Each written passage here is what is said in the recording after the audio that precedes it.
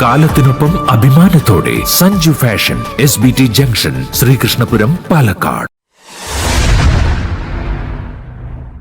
Karimpuzha Thottara higher secondary സ്കൂളിന് പരിസരത്തുള്ള അപകടകരമായ മരങ്ങൾ വെട്ടിമാറ്റുകയും ഇപ്പോൾ വെട്ടിയിട്ട മരങ്ങൾ റോഡരികിൽ നിന്നും മാറ്റി വിദ്യാർത്ഥികളുടെ യാത്ര സുഗമമാക്കണമെന്നും ജനങ്ങൾ ആവശ്യപ്പെട്ടു.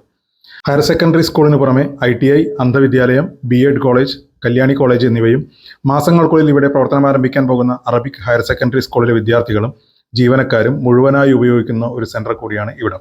ഇനിയും അപകടകരമായ രീതിയിൽ നിൽക്കുന്ന ഒട്ടേറെ മരങ്ങൾ അടുത്തൊരു കാറ്റും മഴയും ഉള്ള കാലത്തിനായി കാത്തിരിക്കുകയാണ്. കഴിഞ്ഞ വർഷമാണ് വൈകുന്നേരം സ്കൂൾ വിട്ട സമയത്ത് ഇവിടെ വലിയൊരു പുളിമരം വീണ് കുട്ടികൾ അതിനടിയിൽ പെടുകയും അത്ഭുതകരമായ രീതിയിൽ രക്ഷപ്പെടുകയും ചെയ്തത്. അധികാരികൾ എത്രയും വേഗം കണ്ണു തുറക്കണമെന്നും ജനപ്രതിനിധികൾ ശക്തമായി ഇടപെടണമെന്നും പൊതുപ്രവർത്തകനും മുൻ വാർഡ് മെമ്പറുമായ M. ചന്ദ്രമോഹനൻ മാധ്യമങ്ങളോട് പറഞ്ഞു. തോട്ടര എന്ന ഈ പ്രദേശം വിദ്യാഭ്യാസ മേഖലകൾ, ധാരാളം സ്ഥാപനങ്ങൾ അടങ്ങിയ വലിയൊരു വിദ്യാഭ്യാസ സമുച്ചയം നിലനിൽക്കുന്ന ഒരു പ്രദേശമാണ്. പ്രത്യേകിച്ച് പാലക്കാട് ജില്ലയിൽ ഏറ്റവും കൂടുതൽ +1, +2 കുട്ടികൾ പഠിക്കുന്ന ധാരാളം ബാച്ചുള്ള ഒരു വിദ്യാലയമാണ് ഇത്. B.Ed college, TTC, Kalyani college, ITC, blind school, ഇനി ഏതാനും ഒരു മാസങ്ങൾക്ക് ശേഷം ഒരു ഇസ്ലാമിക് ഹയർ സെക്കൻഡറി സ്കൂള് വരാൻ പോവുകയാണ്.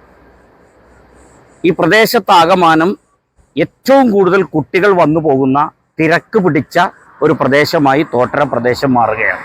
കഴിഞ്ഞ വർഷം ഏകദേശം മഴക്കാലത്തിൻ്റെ ഒരു മധ്യഭാഗത്തോടുകൂടി സ്കൂൾ വിട്ട ഒരു 3:45-4 മണിയോടുകൂടി ഇവിടെ ഒരു വലിയൊരു പുളിമരം നിന്നിരുന്നു.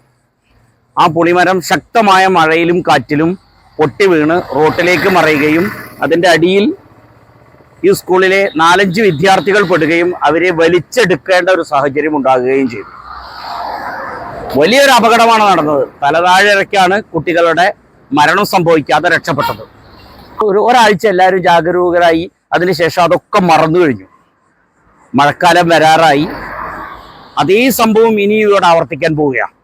ഇനിയും ധാരാളം മരങ്ങൾ, ഉങ്ങ്, പൂവാക, അതുപോലെ തന്നെ മൂച്ചി, മറ്റു മരങ്ങളൊക്കെ ഏത് നിമിഷവും നിലംപൊത്താവുന്ന അവസ്ഥയിലാണ്. ജൂണായാൽ വിദ്യാലയം തുറക്കാൻ പോവുകയാണ്.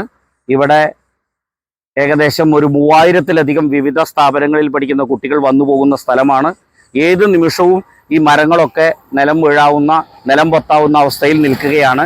ഇനി ഒരു അപകടം വന്നാൽ മാത്രമേ അധികാരികൾ കണ്ണു തുറക്കൂ എന്ന സാഹചര്യമാണ് ഇപ്പം നിലനിൽക്കുന്നത്.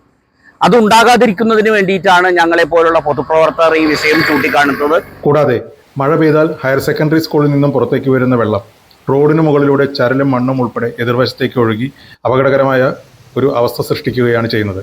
വാഹനങ്ങൾ അതിവേഗത്തിൽ പോകുമ്പോൾ കുട്ടികളുടെ ശരീരത്തിലേക്ക് വെള്ളം തെറിക്കുകയും ഇരുചക്ര വാഹനങ്ങൾ ഈ മണ്ണിലും ചരലിലും വഴുതി വീഴുകയും പതിവാണ്.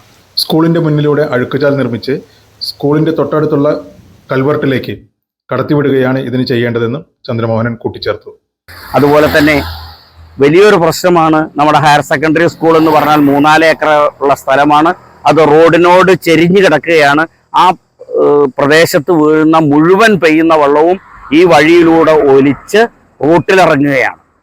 റോട്ടിലിറങ്ങി ചരലും മണ്ണും ഒക്കെ റോട്ടിലൂടെ ഒഴിച്ചാണ് ഈ അപ്പുറത്തെ സൈഡിലുള്ള ഒരു ഇടവഴിയിലൂടെ പോയി പാടത്തുള്ള തോടിലെത്തിച്ചേരുന്നത്. അതുകൊണ്ട് തന്നെ അവിടെയും അപകടം നടക്കാനുള്ള വലിയൊരു സാഹചര്യമാണ് നിലനിൽക്കുന്നത്. ബൈക്കുകളെ തെന്നി വീണ റോഡ് ഹൈസ്കൂൾ കോമ്പൗണ്ടിൽ പോയി ഇടിച്ച് വലിയ അപകടം ഉണ്ടാകാനുള്ള സാധ്യത. അവിടെ പെൺകുട്ടികളൊക്കെ നടന്നു പോകുമ്പോൾ അവരുടെ ദേഹത്തേക്ക് വെള്ളം തെറിക്കുകയും ധാരാളം പ്രശ്നങ്ങൾ ഉണ്ടാകുന്നുണ്ട്. അപ്പം അതൊക്കെ PWDയുടെ ഒരു ചെറിയൊരു കൈച്ചാൽ എടുത്തുകൊണ്ട് ഇവിടെ കാണുന്ന ഈ കൾവെട്ടിലേക്ക് കൊണ്ടുവന്ന് വിട്ടുകൊണ്ടുള്ള ഒരു പ്രവൃത്തി ഉടൻ തന്നെ PWD ഉണർന്ന് പ്രവർത്തിക്കണം. ഇത്തരത്തിലുള്ള ഇടപെടലുകൾ വേണം. അതുപോലെ തന്നെ ജനപ്രതിനിധികൾ ഇതിൽ അർജന്റായിട്ട് ഇടപെടണം. ഇനി ഒരു അപകടം ഉണ്ടായിട്ടേ ജനപ്രതിനിധികൾ ഇടപെടൂ എന്ന സാഹചര്യം ഉണ്ടെങ്കിൽ അത് മാറ്റണം. വരാൻ പോകുന്ന അപകടത്തെ മുൻകൂട്ടി കാണുവാനും അതിൽ ഇടപെടുവാനും ജനപ്രതിനിധികൾക്ക് കഴിയണമെന്നാണ് ഒരു മുൻ ജനപ്രതിനിധി എന്ന നിലയ്ക്ക് എനിക്ക് പറയാനുള്ളത്.